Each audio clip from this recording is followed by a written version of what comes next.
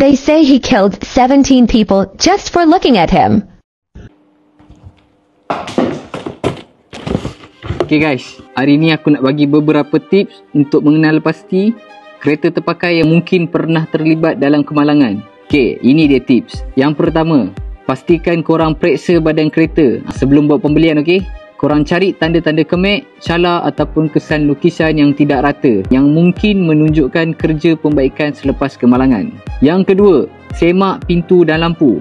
Pastikan pintu dan lampu berfungsi dengan baik dan terbuka, tertutup dengan sempurna.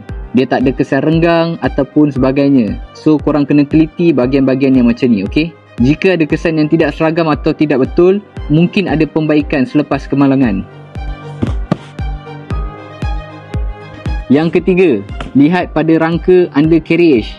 Periksa bawah kereta dan rangka untuk tanda-tanda bengkok atau koyak yang menunjukkan kerosakan struktur akibat kemalangan. Yang ni saya suggestkan untuk korang bawa ke inspection untuk dia check lebih lanjut. Nak inspection kat mana? Skruut Auto Jalan Ampang.